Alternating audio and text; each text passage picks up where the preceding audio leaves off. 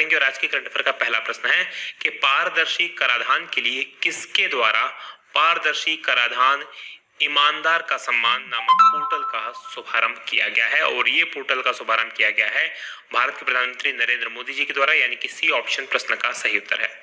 Detail लिख लीजिए क्या है। तो प्रधानमंत्री है नरेंद्र मोदी जी और इनके द्वारा वीडियो कॉन्फ्रेंसिंग के माध्यम से एक पोर्टल का शुभारंभ किया गया है। इस पोर्टल का नाम है पारदर्शी कराधान ईमानदार का सम्मान या transparent taxation honouring the honest, ये इसका नाम है।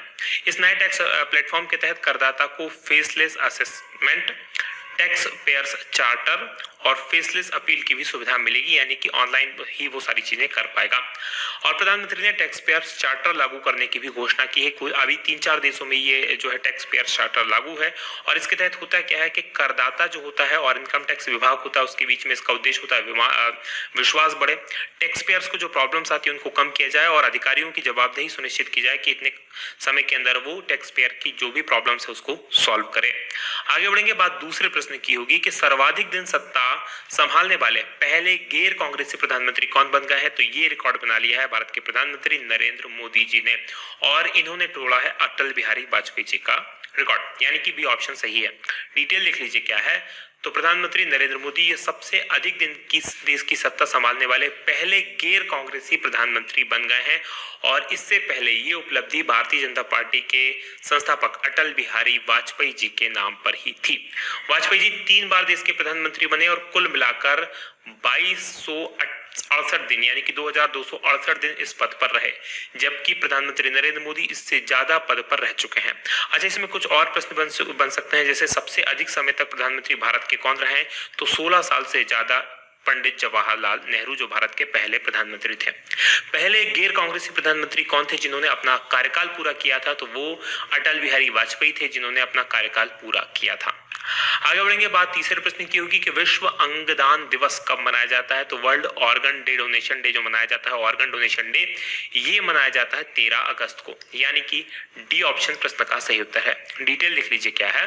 तो 13 अगस्त को हर साल विश्व अंगदान दिवस के रूप में मनाया जाता है और इसका उद्देश्य है कि अंगदान के बारे में जागरूकता फैलाई जाए, लोग अंगदान करें, क्योंकि दुनिया में बहुत ज्यादा अंगदान की आवश्यकता है। भारत की बात करें तो हर साल हजारों लोगों की मृत्यु ऑर्गन फेलियर के कारण हो जाती है। अगर समय रहते उनको स्वस्थ अंग मिल जाए तो उनका जीवन बचाया जा सकता है। विश्व भर के अंदर 5 लाख से अधिक ऐसे व्यक्ति हैं जिन्हें अलग अलग अंगों की आवश्यकता है और भारत में अंगदान की जो दर है वो बहुत कम है। आगे बढ़ेंगे, बात चौथे प्रश्न की होगी कि आरबीआई ने चेक से होने वाली धोखाधड़ी को रोकने के लिए कौन सी सुविधा शुरू की है। और इस सुविधा का नाम है पॉजिटिव पे, यानी कि ए ऑप्शन प्रश्न का सही उत्तर है।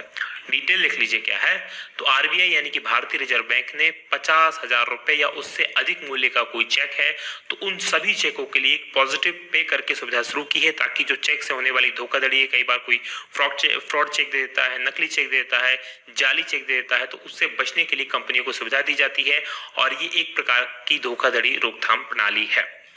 अब इसके अंतर्गत जब लाभार्थी जो होता है, यानी जिसको चेक दिया गया है, वो चेक को भुनाने के लिए जमा करता है, तो उस समय चेक की जानकारी पॉजिटिव पे के माध्यम से बैंक को प्रदान की गई जानकारी से मिलान की जाती है। यानी दोनों में कुछ ऐसी जानकारियां होती हैं जो बैंक के पास में और सिर्फ चेक में दर्ज होती है। अगर वो जानकारियां मिलती हैं तो ही चेक को भुगतान किया जाता है, अगर नहीं मिलती तो चेक को रिफ्यूज कर दिया जाता है। बात आरबीआई की करेंगे जिसने इसको मंजूरी दी है, घोषणा की है। तो 1 अप्रैल 1935 को इसकी स्थापना हुई थी, मुख्यालय मुंबई में है और गवर्नर शक्तिकांत दास हैं। आगे बढ़ेंगे, बात पांचवें प्रश्न की होगी कि अमृत योजना रैंकिंग में शीर्ष पर कौन सा राज्य है। और इसमें नंबर 1 की रैंकिंग पर है उड़ीसा, यानी कि सी ऑप्शन प्रश्न का सही उत्तर है। डिटेल लिख लीजिए क्या है। तो आवास और शहरी मामलों का मंत्रालय, इस मंत्रालय ने अमृत योजना के तहत राज्यों की रैंकिंग जारी की और इस रैंकिंग में पिछली बार की तरह उड़ीसा नंबर 1 पर है। इसने इस बार 85.67% का स्कोर किया है और उड़ीसा के बाद दूसरे नंबर पर है चंडीगढ़, तीसरे नंबर पर है तेलंगाना, चौथे नंबर पर है गुजरात और 5वें नंबर पर है कर्नाटक। अमृत का अगर पूर्ण रूप से आपसे पूछा जाए तो इसका नाम है Atal mission for rejuvenation and urban transformation scheme. और इस योजना का उद्देश्य है कि जो देश के शहरी क्षेत्र हैं उन शहरी क्षेत्रों में घरों तक पाइप से जलापूर्ति की जाए, यानी कि पानी पहुंचाया जाए। इसके अलावा जो सीवरेज ट्रीटमेंट प्लांट है उनका निर्माण किया जाए और हरित स्थानों में सुधार लाया जाए। आगे बढ़ेंगे, बात उड़ीसा की करेंगे जो इस स्कीम में नंबर 1 पर है। तो मैप में देख लीजिए, ये उड़ीसा है और भारत के पूर्वी तट पर ये स्थित है, बंगाल की खाड़ी के पास में। राजधानी भुवनेश्वर है। मुख्यमंत्री नवीन पटनायक है, जिनके नाम भारत में सबसे लंबे समय तक मुख्यमंत्री रहने का रिकॉर्ड बन गया है। और राज्यपाल यहाँ के प्रोफेसर गणेश लाल हैं। लोकसभा की 21 सीट, राज्यसभा की 10 सीट, विधानसभा की 147 सीट है। प्रमुख राष्ट्रीय उद्यानों की बात करें तो भीतरकनिका नेशनल पार्क है, सिमलीपाल अभ्यारण्य और गहरमाथा कछुआ अभ्यारण्य है। वहीं प्रमुख बांधों में हीराकुंड बांध और इंद्रवती बांध है।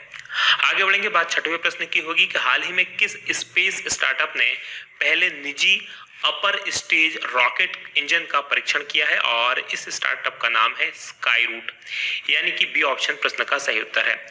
इसकी डिटेल देख लीजिए क्या है।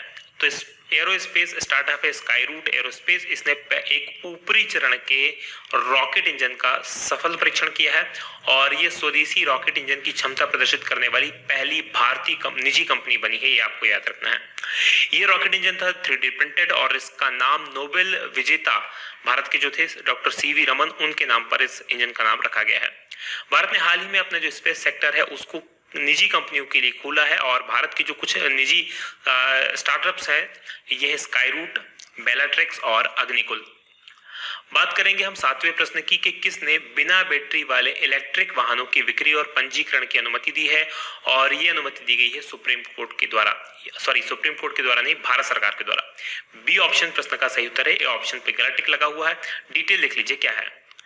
तो भारत सरकार ने, केंद्र सरकार ने पहले से बैटरी लगे बिना जो इलेक्ट्रिक वाहन है यानी उनको भी बिक्री और पंजीकरण की मंजूरी दे दी है कि उनको बिना बैटरी के ही पंजीकृत किया जा सके, बेचा जा सके। इसका उद्देश्य ये है क्योंकि जो बैटरी होती है उसी की कीमत 30 से 40% तक इलेक्ट्रिक वाहन में होती है, और इससे वाहन की लागत बहुत ज्यादा बढ़ जाती है। तो इलेक्ट्रिक वाहनों की लागत में कमी लाया जाए, इसके उद्देश्य से ये फैसला किया गया है। जो केंद्रीय सड़क परिवहन मंत्रालय है, इसके मुताबिक रजिस्ट्रेशन कराते समय बैटरी के बारे में जानकारी देने की जरूरत नहीं होगी। बात करेंगे आठवें प्रश्न की कि कौन सी राज्य सरकार ने अरुणोदय योजना शुरू की है। अब ये योजना क्या है और किस सरकार ने शुरू की है, तो ये सरकार शुरू की है असम सरकार के द्वारा, जो एक पूर्वोत्तर राज्य है, यानी कि डी ऑप्शन प्रश्न का सही उत्तर है। डिटेल लिख लीजिए क्या है।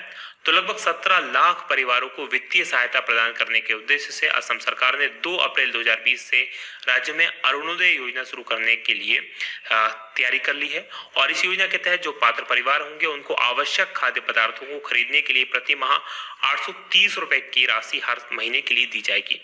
और ये असम में अब तक की सबसे बड़ी प्रत्यक्ष लाभांतरण योजना है, क्योंकि ये राशि जो है उनके सीधे खाते में ट्रांसफर की जाएगी। बात असम की कर लेते हैं। मैप में देख लीजिए, ये असम है। इसको पूर्वोत्तर राज्यों का प्रवेश द्वार भी कहा जाता है। 7 सिस्टर्स में से एक राज्य है ये। इसका गठन हुआ था 26 जनवरी 1950 को। और इसके आसपास अगर आपको राज्य जानना है तो देख लीजिए, इस तरफ ये पश्चिम बंगाल है, नीचे की तरफ मेघालय है, ऊपर अरुणाचल प्रदेश है और इस तरफ नागालैंड है। यहाँ पर आप देखेंगे तो ये त्रिपुरा है, ये आप देखेंगे तो ये मिजोरम है और ये मणिपुर है। बात राजधानी की करेंगे तो यहाँ की राजधानी दिसपुर है। मुख्यमंत्री सर्बानंद सोनोवाल है, बीजेपी की सरकार है। राज्यपाल प्रोफेसर जगदीश मुखी हैं।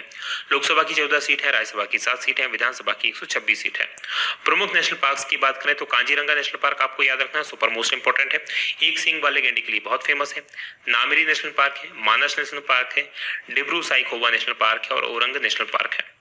आगे बढ़ेंगे, 90 प्रश्न की बात करेंगे कि steel authority of India limited यानी सेल, इसके अगले अध्यक्ष के रूप में किसे चुना गया है, और ये चुनी गई है शोभा मंडल, यानी कि ए ऑप्शन प्रश्न का सही उत्तर है। डिटेल लिख लीजिए क्या है। तो शोभा मंडल, इनको सार्वजनिक उद्यम चयन बोर्ड यानी कि पब्लिक एंटरप्राइजेस सिलेक्शन बोर्ड, इसके द्वारा steel authority of India limited यानी सेल के अगले अध्यक्ष के रूप में चुना गया है। और ये वर्तमान अध्यक्ष हैं अनिल चौधरी, उनके स्थान लेंगी। और मंडल की बात करें तो ये सितंबर 2018 से सेल के निर्देशक वाणिज्यिक के रूप में काम कर रही थी।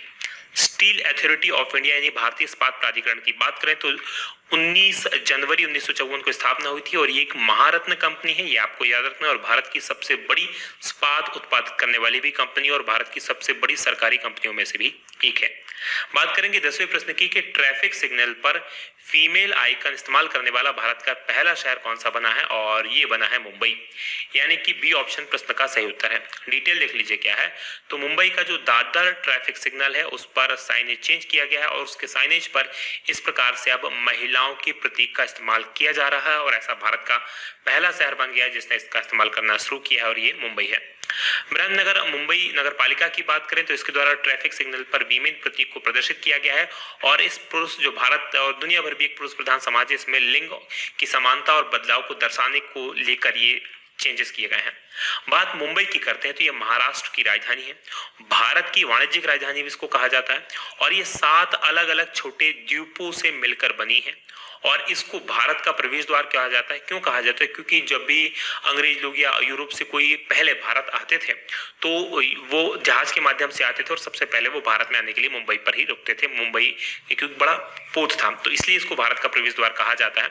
इसके अलावा मुंबई का जो नामकरण हुआ है मुंबा देवी के नाम पर हुआ, ये भी आपको याद रखना है। अब आज के सवाल की तरफ बढ़ जाते हैं। आज का हमारा सवाल है कि भारत की पहली किसान रेल महाराष्ट्र से किस राज्य के बीच में चलेगी? तो कमेंट करके बताइएगा किस राज्य के बीच में इनमें से ही चलेगी। ये वीडियो कैसा लगा बताना मत भूलिएगा। आज की बात होगी यही समाप्त। आप लोगों का बहुत बहुत और बहुत धन्यवाद। जय हिंद, जय भारत।